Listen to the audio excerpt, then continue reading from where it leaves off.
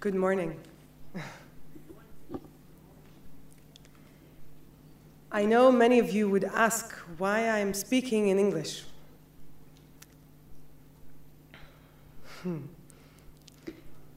And since today I will speak about Arab women between guilt and desire, I feel it is important to begin with telling you a bit about who I am.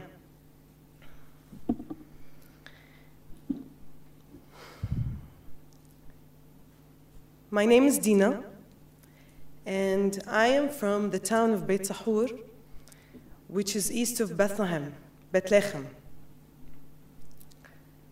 And I don't know if you know where Bethlehem is. And just recently, the last 3 years, after marrying an Arab-Israeli doctor, I moved to live in the north of Israel, in Eilabun. So I'm Palestinian, and we didn't learn to speak Hebrew. I was just now asked why I don't speak Hebrew. So I ask for your patience, since I speak in English today.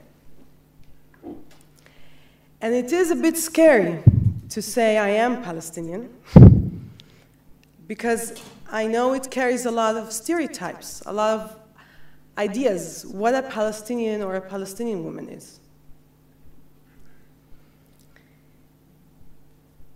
And I also want to say I come from a Christian background. And why I say this, it's too small when I say I come from a Christian background. But I say it to stress the fact that the Arab society is a very dynamic society.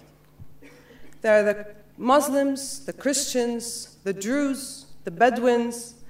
In Iraq, there are the Yazidis. Because usually there's the idea when we meet an Arab, it's a Muslim. But actually there are different cultures within this Arab culture. And it affects the tradition. I will try to be as holistic as possible to speak about the Arab society, but I also will bring my story. I think through stories people can relate more.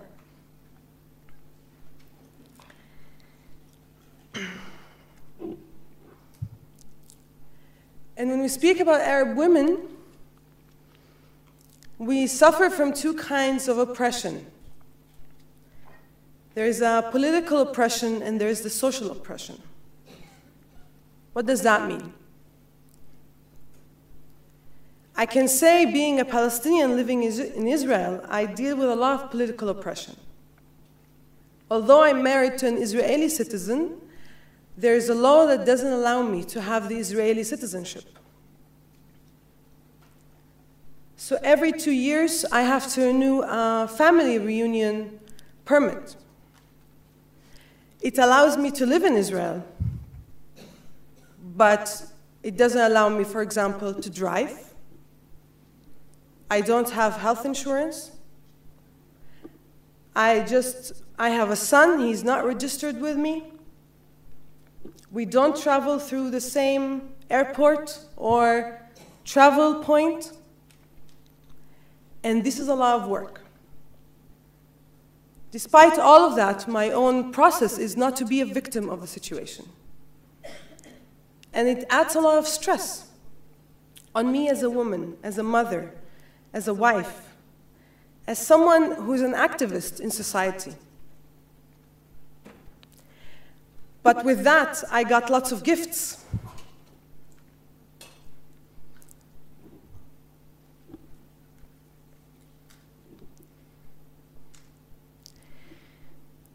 And there's the social oppression. The Arab society is a patriarchal society. And now I will focus more on the social oppression. But it is important to see both oppressions in society.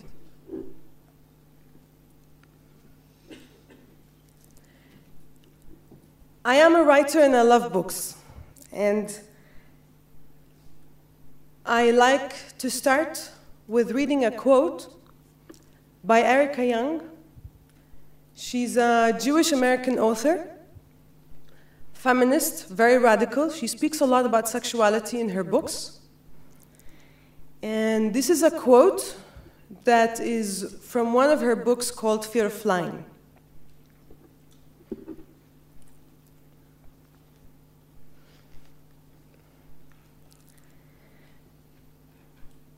Perhaps sex accounted for my fury.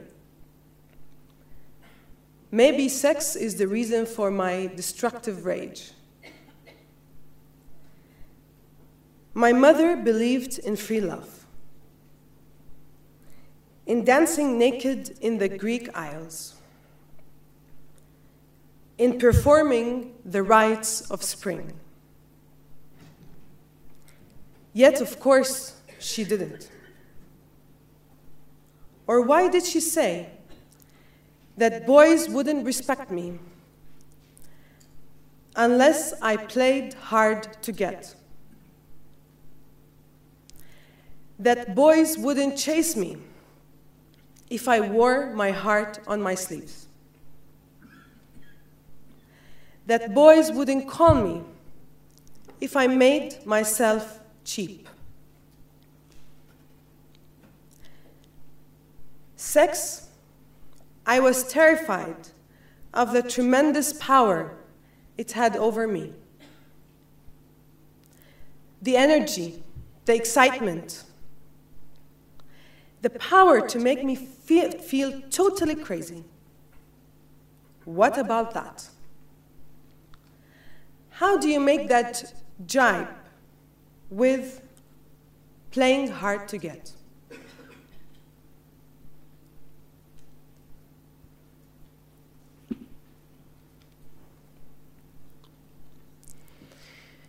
I find this quote very powerful because it shows a lot about the contradictions in our society, and I think in many societies. What we're being told as little girls and what the body tells us. Girls in Arab societies are considered a burden. Once in Beit Sahura, a young woman gave birth to a little girl, and she was very happy with it. The priest came to pray, to welcome the little girl.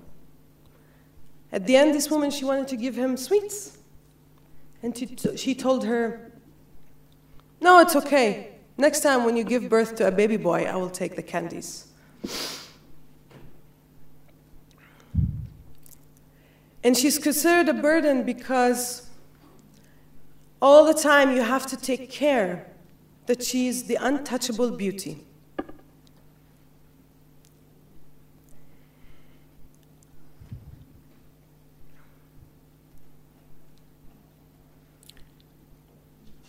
We're told you're not allowed to touch your body.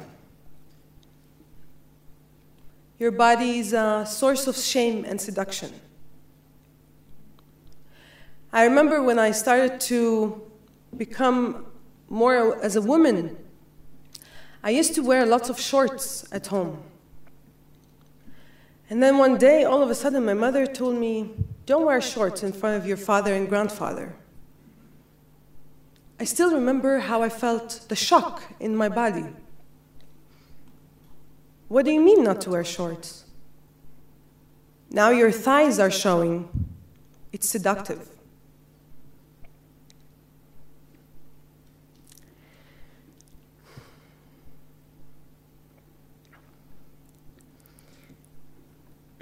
Until now, I still struggle how to wear shorts with all the processes that I do in my life.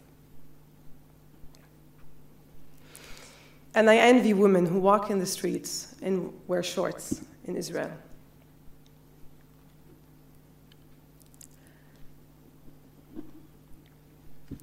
The society is all the time busy with telling the young girls a respectable girl would not allow a man to touch her. If you're being touched, you're cheap. You should play the role, play hard to get. what Ariaka Young was saying. You have to be hard to get. Or else, if you're easy, no man would respect you, no man would want to marry you, no man would want to be with you. And virginity is very important in the Arab society. And it's connected to the morals. If a woman, she's a virgin, she's a respectable woman. She's not a virgin, she's a whore. It doesn't matter what the reason is. So all our lives, women in the Arab society, we have to work hard that we don't lose our virginity. And virginity is very much connected to the honor of the family. This small piece is considered the honor of the family. And many women might be killed if they lose their virginity.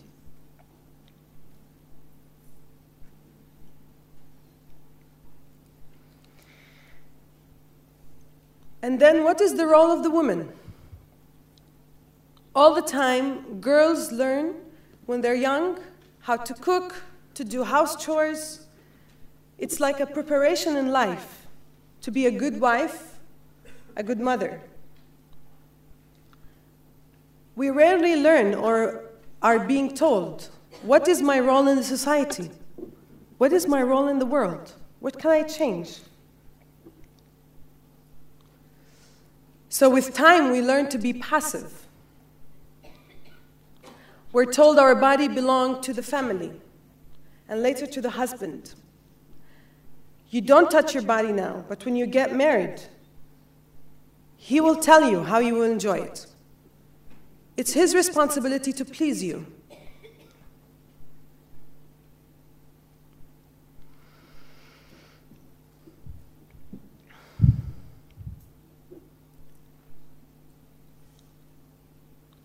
So with time, we learn to be passive, that we're not responsible for our own needs, our own pleasures.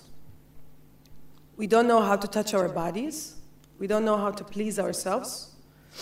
We get married, and then we expect the man, he has to do the whole job for us.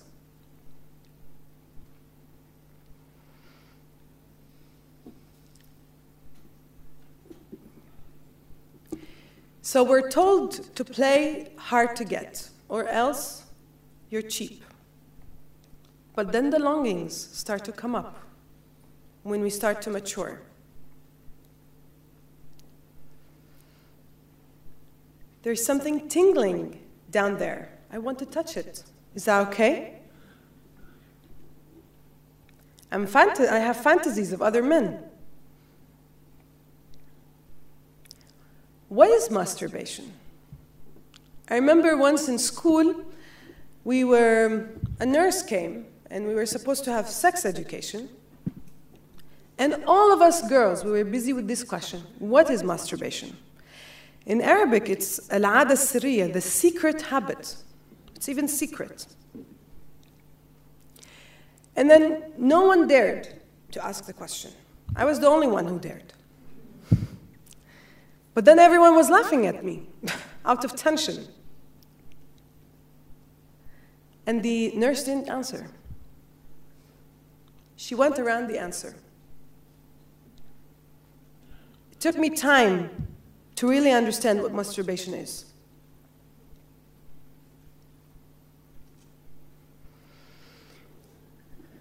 And then we fall in love. We so much want him to touch us. We so much long for this touch. Eros is very high. But what to do? Is it okay to have sex, but then he will leave me?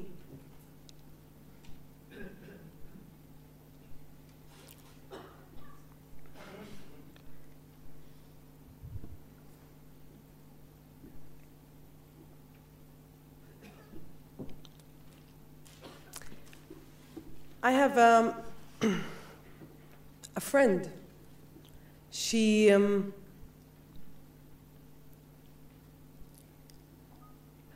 I do a lot of work with women. And I think somehow something in me was guided. Since at a very young age, it seems women felt attracted that I have this quality to really understand when we speak about abuse and rape. So since I was a young child, I heard many stories of young women being abused.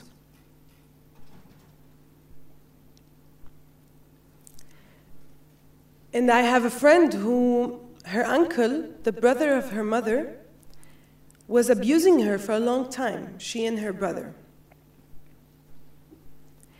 And because of all the stories that were being told as young girls, it was clear she didn't share it with anyone because she knew it will always be her fault. She knew no one will take care of her. And this is the case of most women who are abused and raped. Her only way to speak about this story was through writing it. When she was 14, by mistake, her mother found the memoir, the diary. She read the story. The reaction of the parents then was very fast to take her out of school to the gynecologist to check if she was a virgin. She was confused. She didn't understand why she's being taken out of school, and then all of a sudden she's being checked if she was a virgin or not. Turned out she's still a virgin. And she told me, they told me this in the car: it's okay. You're a virgin, so there's no problem.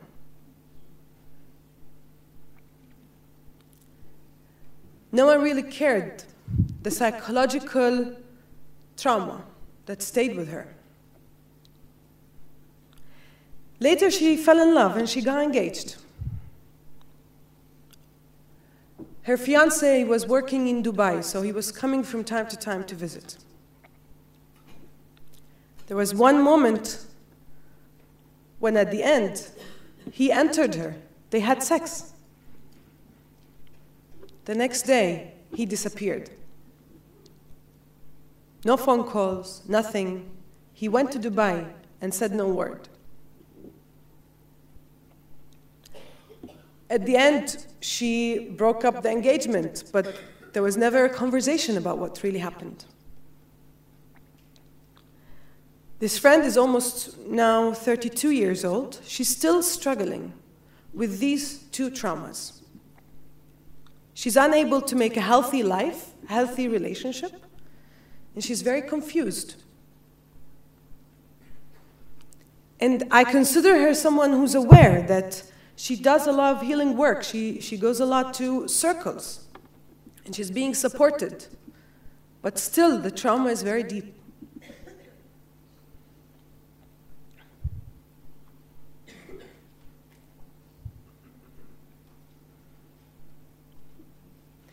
And the problem is, in our society, we have this, it's amazing when I look at the schizophrenia that we have. In one hand, we say the virginity is the honor of the family, but there's a lot of sexual abuse.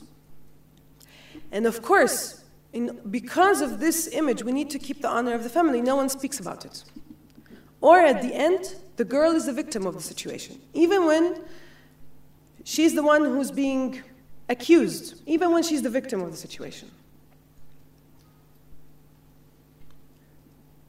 Another story. There was one 13-year-old girl in Bethlehem. She was having pain in her stomach. So her mother took her to the gynecologist, and he was surprised that the uncle also came. The gynecologist suspected that she was pregnant.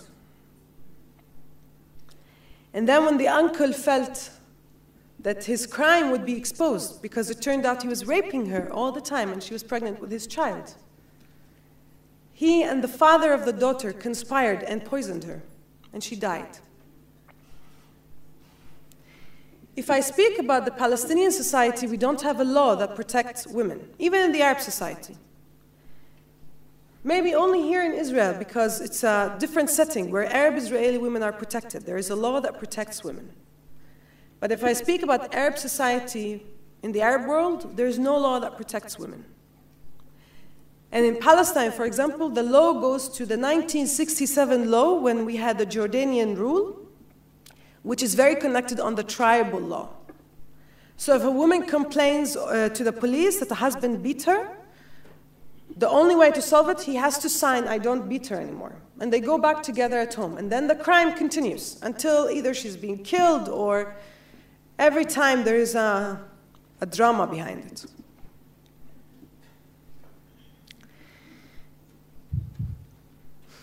There is even a law that says if a case of rape, a rapist can marry the woman he raped, and after 5 years, he's allowed to divorce her. So even in the situation when she's a victim, she stays a victim, and she has to deal with this situation through all her life. And then,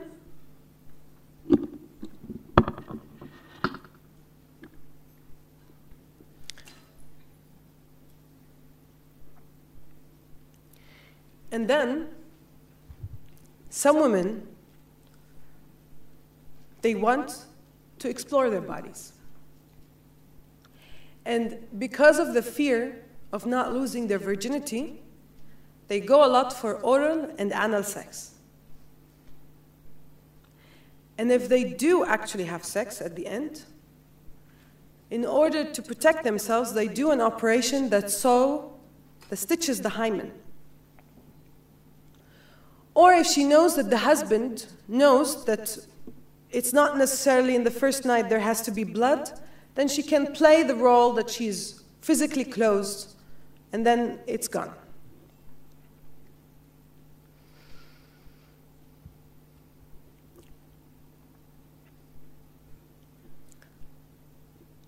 There is one woman in Aylabun, when she was young, she did lots of sex in her life. But then in one moment, when she decided to marry, because of the reason that she didn't go through the process of having respect for herself and truth, that this is what she really wanted, she chose a man who's not equal to her. He has sight problems. He's not a strong character as she is. She's a lawyer. She married him, and then he started to beat her. And despite the fact she's a lawyer, a very powerful woman, at the beginning she didn't complain. Because of this struggle, yeah? When she was young, she had this desire, and then now the guilt is coming up. She had a long process with her husband, and now her vagina is closed. She's unable to have sex. She has 2 children from him, and her vagina is closed.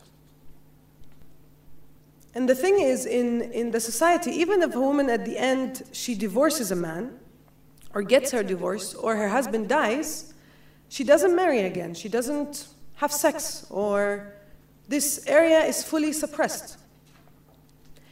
Because a divorced woman, if she has children, she cannot marry the man with her children.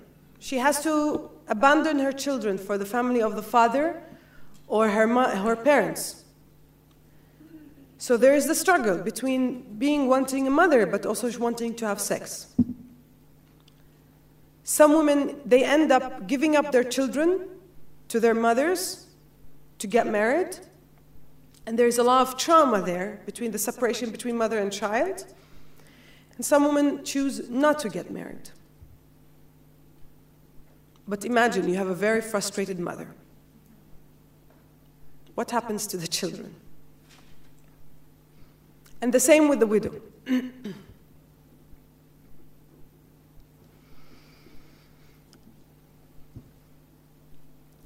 Of course, when we speak about Arab society, there are many, many stories. Yeah? Like at the slide before this, there is the issue of circumcision of girls.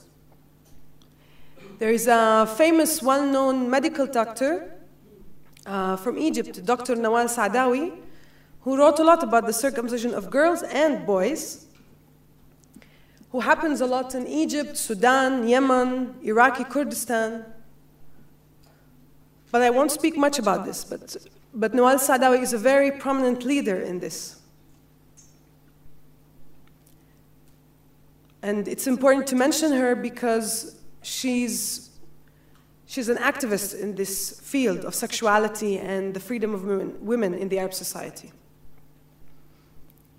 So what really happens to the woman? At the beginning, when she's a young girl, she's told not to touch her body. And then she's told, now you get married, you can do whatever you want. You can enjoy it, you can have sex, you can be wild. But then there is confusion inside of the woman. She never touched herself. How can she enjoy sex? She doesn't know. She starts to have this fantasy. Then he's a knight. The picture of the marriage, this will be the most holy picture and everything will be great. But then it's frustrating. So either if the man is a bit aware and then he tries to tell her, do you like this? Do you like that? Do you want this? I know for many women, they said, I learned to enjoy my body through the man when he was trying to be patient with me and asking me what I like and what I don't like. And I know many women, they never enjoyed sex in their lives. And they start, when the man is penetrating her, she's thinking, when is he going to be done? Because I have to do the dishes and the laundry and this and this and this. And she only focuses that she takes care of the house chores, she has children, and after finishing giving birth to the children, she closes sexually. And then what happens? The man wants to have sex. Or when the woman, she's not happy, one of them starts to look for another partner in secret. So there's lots of infidelity. It's all in secret.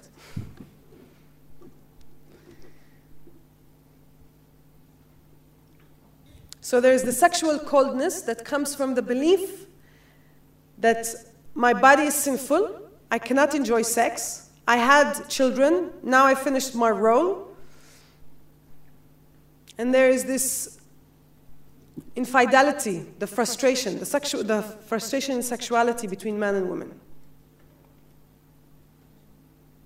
You know, I did a bachelor degree in Bethlehem University in English Literature, and I did my master's degree in international relations in Hungary. I traveled a lot, and I attended many courses, and I have friends from all over the world. And at the beginning, I thought this issue of patriarchy is only the story of the Arab women. But I realized actually patriarchy exists everywhere, even in the most secular societies. And it takes a different shape. I was amazed when some of my Jewish, Israeli, secular women friends who shared with me that women by the age of 17, they go into the stress, they have to lose their virginity. And if they don't, then there is something wrong with them. So actually, the young woman doesn't really go through a process to really say, this is really what I want. She just does it to get rid of it. It's a burden. And this is a place of patriarchy and control of women's sexuality, where the society creates a certain framework, how the sexuality of the woman should be. And through different researches, I realized that since the existence of religion, the only way to control the sexual power of women was through creating this picture of monogamy, one man, one woman. This was the only way how patriarchy could prevail.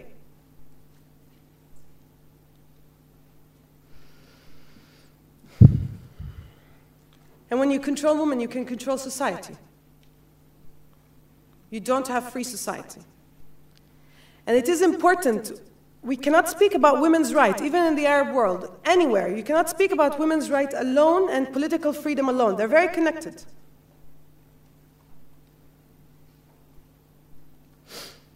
And we live in a world with consumerism. So in TV, there's lots of consumerism to the body of the woman. Even consumer sex. The body of the woman has to look a certain way. She has to use this perfume because then she will has this certain smell. Take off the hair from all over the body because then it's nicer. So the woman finds herself part of this consumerism to do what commercials tell her. And there is never a stop. Is this really what I want? What does this do to me, to my soul as a woman?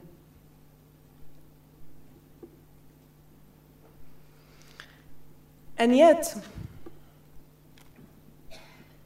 through my observation of different feminism and activist work, it's very easy to find an enemy outside. So what they do, they all the time fight the man or the society. But I think the man is much as a victim as the woman of patriarchy. And we women have to begin to have compassion to man, to see he is part of this cycle. And it's our own responsibility to take care of our own healing, because patriarchy is still in our cells.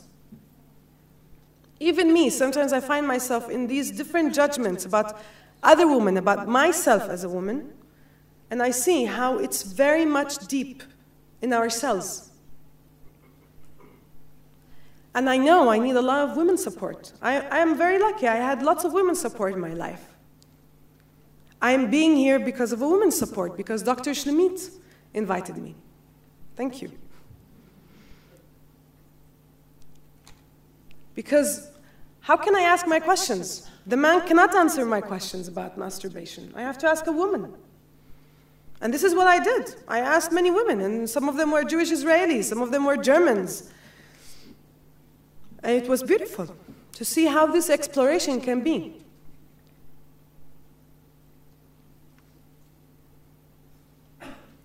And this is the real freedom. And when we speak about activism, it has to be parallel, yeah? There's no outside enemy. Sometimes we're the enemy of our own selves. How we can do our own healing work, and then this is how we can create peace with the man, that the man is not afraid of a powerful woman.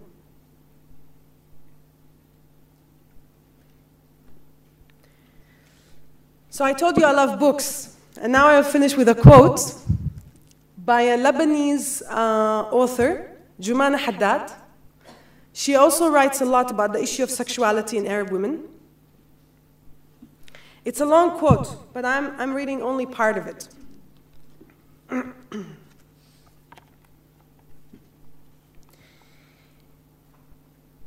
This is, in my opinion, the new Arab femininity, and even the new universal femininity that we need today. A femininity unafraid of its truth, unafraid of its strength, unafraid of its fragility, unafraid of its greed, unafraid of its weakness, unafraid of its fierceness, unafraid of its softness. A femininity, in short, that is unafraid of its own femininity. We have a few minutes if you would like to ask me questions, but other than that, thank you.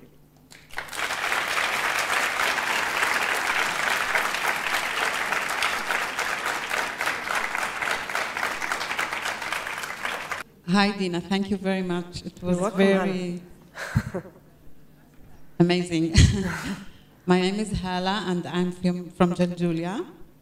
I came here today to listen to you and everyone else, of course. My question is there any attending or trying to legalization to make it better for the women in Palestine? Do you know anything about some movement or is anybody doing anything to change the situation? Because you said before that a woman can't even go to the police and say anything that she's being abused or something like that. So I'd love to hear from you if there anything else is happening there. Thank you. Thank you. There are attempts, but again, as I said, the problem is these activists, they all the time fight the society. And I think to really create change, there has to be a deep healing process in us women, that we see where we take this structure of being victims and sometimes perpetrators, because we might be victims, but we women, we know our power and we know how sometimes to control the man. So yes, there are many situations where, like, there was a story also when one woman, every time when there's a story of one woman or a young woman is being killed, there are organizations who speak about it, but unfortunately it's not happening on the government level. The government at the moment, there's lots of paralysis. And it's complex, unfortunately. But again, as I said, we women started to believe we're the victims of the situation and we cannot change. And this is part of the problem also. I was wondering, as a Palestinian who moved to Israel, do you see a difference in the Arab-Israeli community than in Palestine or any other place in the world, in the Arab world, in this matter of femininity and sexuality? Yes and no, because there is the struggle of virginity. You can see, because here it's more open society and young and women can go and live in other cities, not to stay in the villages. Some of them go actually for full sex, yeah? But still, because of the thoughts, this is what I was trying to say about oral, anal sex or marrying unequal men, because there is no kind of sex education in our schools, even in the Arab-Israeli society. And from there is no healthy approach when we speak about sex education. And there are still these beliefs about virginity and the honor of the family. Now, it depends also on the area. There are some areas, like recently, there was one 19-year-old woman who was killed from Kufr Manda by her brother because she was forced to marry a handicapped man. So she was putting him to sleep, and then at night she would go and have sex to go for her desires. And at the end, her brother found out and he killed her. In this case, there was a law, yeah? There was a police to put him in prison, but it comes from this belief, the honor of the family. So there is the struggle, yeah, of an Arab-Israeli woman. Am I an Arab? Am I an Israeli? And what does that mean in this context? Do I want to keep the traditions of being an Arab? I have to stay a virgin, or I want to do what other women are doing? And each woman takes it different. And the way also, what is the process inside of her? Am I in respect in what I'm doing, or I don't respect what I do? And this is sometimes on unconscious level. It comes later in life in the way they choose their partners in life and they choose their path of life. So it's very complex. Thank you.